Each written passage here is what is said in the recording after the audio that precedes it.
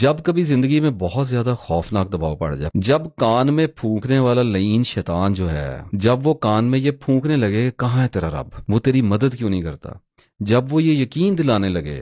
کہ تو ناکام ہی مرے گا، کبھی کبھی پتہ کیا ہوتا ہے، یہ ممکن نہیں ہے کہ اس دنیا میں جینے والا آدمی کبھی اس فیز سے نہ گزرے، اور بلکہ میں تو یہ بھی کہوں گا کہ یہ ممکن نہیں ہے کہ بار بار اس فیز سے نہ گزرے کہ اس کا کچھ نہیں بن رہا۔ ایسے لگتا ہے آپ کو، چھوٹی سی چیز لے لیں، آدمی ایک بزنس کرنے کی کوشش کرتا ہے، غریب آدمی،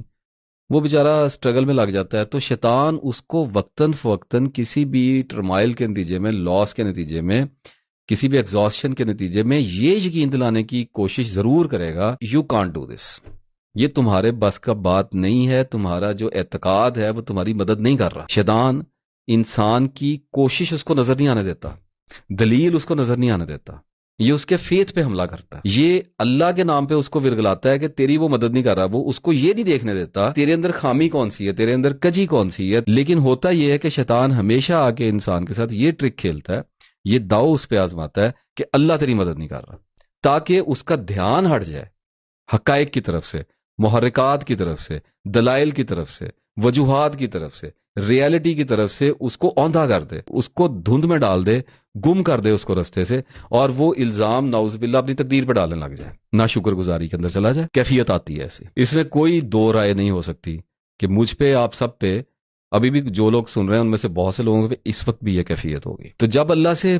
گلا ہونے لگے نا تو ہولڈ کرو، پورا زور لگاؤ، روکو اس کو، اس کا مقابلہ کرو، دباؤ پڑ رہا ہے کر لو گلا، میں نے کیا روکنا، اللہ نے اجازت دی ہے، اللہ تعالیٰ کے بندوں پہ اللہ کا حق ہے، اللہ کا بندوں پہ حق ہے، ایک دوسرے پہ حق ہے، ہم مخلوق کا خدا پہ، خدا کا مخلوق پہ حق ہے۔ تو کبھی کبھار تو ہو ہی جاتا ہے، انسان اپنے رب کے آگے چیختا اور چلاتا ہے، وائی می کا فیز اس پہ آ جاتا ہے، کوئی بات نہیں، رکنے کی کوشش کرنا سیکھنا شروع کر دو، ورنہ گلا کرنے کی عادت پڑ جاتی ہے۔ بڑے لوگ دیکھیں، بلا مبالغہ ایگزیجوریٹ نہیں کر رہا، بڑے لوگ بیٹھے ہیں، دیکھیں میری قسمت ہی خراب ہے، میرا کچھ بنتا ہی نہیں جی، مجھے نظر بڑی لگ جاتی ہے جی، میری قسمت میں کوئی چیز بھی نہیں رکھی، مجھے اللہ پیسہ نہیں دیتا، مجھے اللہ یہ نہیں دیتا، مجھے اللہ وہ نہیں دیتا، اللہ اولاد نہیں دیتا، بیوی اچھی نہیں دیتا، اللہ تعالیٰ مجھے آگے نہیں بڑھنے دیتا، اللہ، میں، یہ میرا معمول ہے۔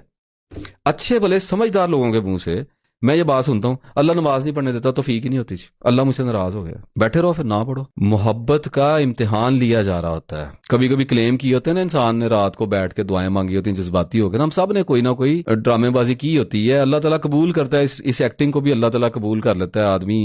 بحرانوں کا شکار ہو کے اللہ تعالیٰ سے دعائیں کرتے ہیں نا، یا اللہ نیک کر دے، یا اللہ جہنم سے بچا لے، یا اللہ بخش دینا، اس طرح کام کرتے ہیں نا، یا اللہ تجھ سے محبت ہے،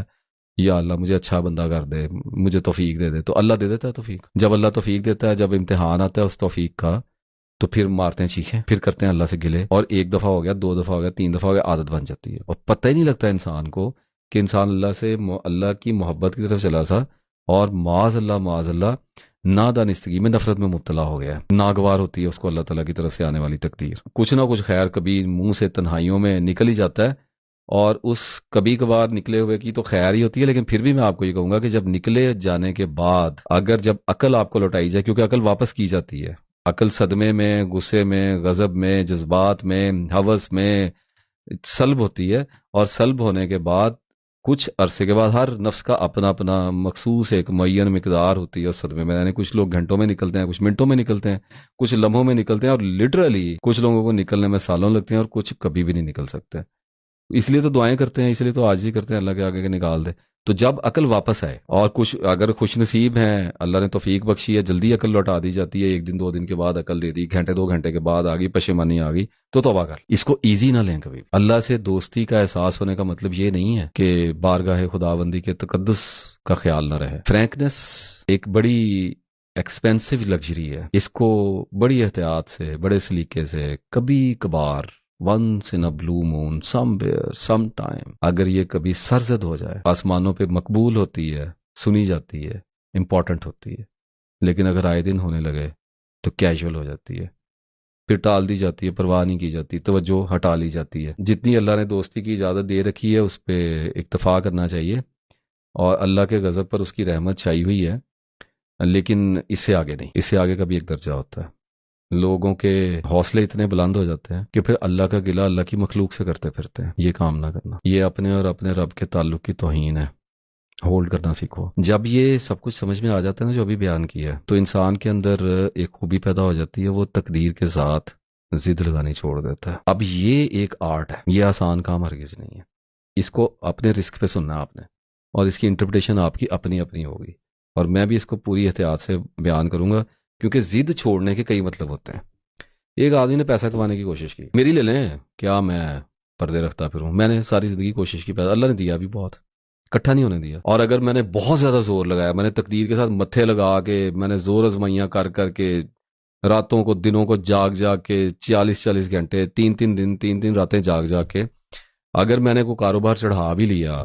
اور کروڑوں کما بھی لیے، تو اللہ نے کہا کہ ہم ایک فیصلہ کریں گے، تیرا سارا پیسہ ہم کسی تیرے غلط فیصلے کے اندر جھونک دیں گے. اور وہی کیا اللہ نے. میری اسٹریٹجی میں ایک خیال وہ بھیجے گا کوئی بھی، اس کی وجہ سے میرے ہاتھ سے ایک ایسا فیصلہ ہوگا، میری ساری کی ہوئی محنت جو ہے وہ بھسم ہو جائے گی. تو مجھے پتا چل جائے گا کہ اللہ کی منشا نہیں ہے یہ، لیکن اس کے لیے مجھے ذمہ داری پوری لینی پڑے گی. یہ ایک غلط گمان بھی ہو سکتا ہے، یہ ایک پست ہمتی کا بھی ایک اشارہ ہو سکتا ہے. اس پہ پورے غور و فکر،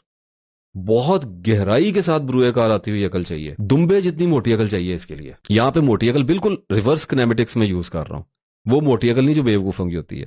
بہت طاقتور عقل کی ضرورت ہوتی ہے، وہ اتنی جو چھید کرتی ہوئی چلی جاتی ہے وجوہات کے اندر سے، جو رکتی ہی نہیں ہے، جس کو جذبات اور ایموشن اس کی راہ میں حائل ہی نہیں ہو سکتا. اگر وہ نظر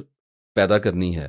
تو سیلف پٹی سے باہر آنا پڑے گا. خود پہ ترس نہیں کھایا جا سکتا، خود سے ہمدردی نہیں. اللہ بھلا کرے میرے استاد کا جس نے یہ عقل میرے دماغ میں ڈال دی. تو اب بات یہ ہے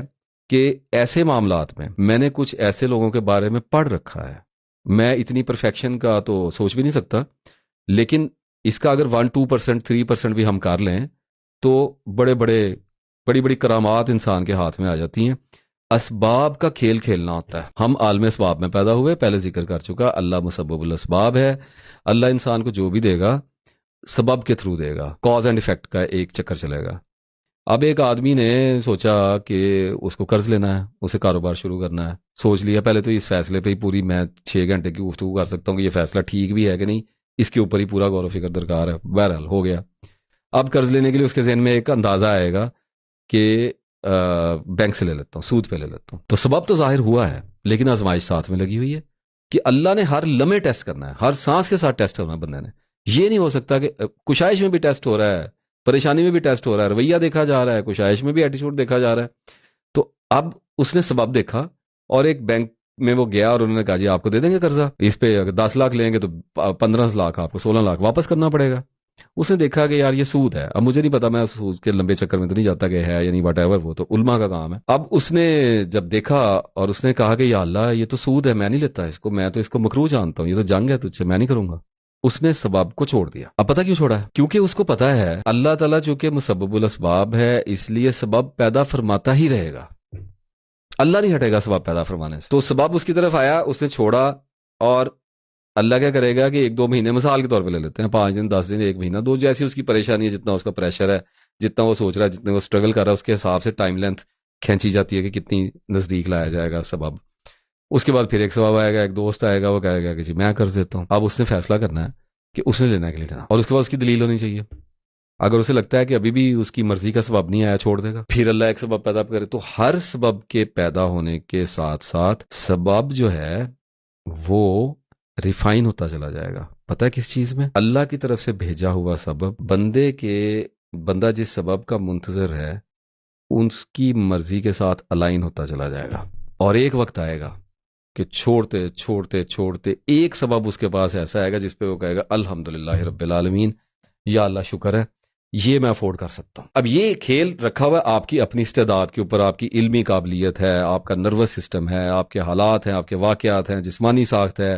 ذہنی کیفیات، پتہ نہیں اس میں کتنے کاؤنٹلیس فیکٹر آئے تھے. اس کے بعد جا کے آپ فیصلہ کر سکتے ہیں، کیونکہ کھیل یہ خوف کا ہے. جب آپ سبب چھوڑیں گے شیطان آپ کے پاس خوف لے کے آئے گا، وہ کہے گا یہ اپرچونٹی لوز کر دی، یہ تو مسئلے کا حل تھا، تم نے کیا کس چیز کے پیچھے لگ گئے ہو. تو دیکھ کے، لیکن جو لوگ سبب کے ساتھ کھیلنا شروع کر دیتے ہیں، اسباب کی وحشت اور ہیبت ان سے جاتی رہتی ہے، they can play some how. تو میں نے بہتر سمجھا کہ آپ سے ڈسکس کر دوں، یہ کسی وقت آپ کے کام آ جائے گی. صبر کے گھوڑے پر بیٹھ کے کھیلتے ہیں، اٹس لائک پولو.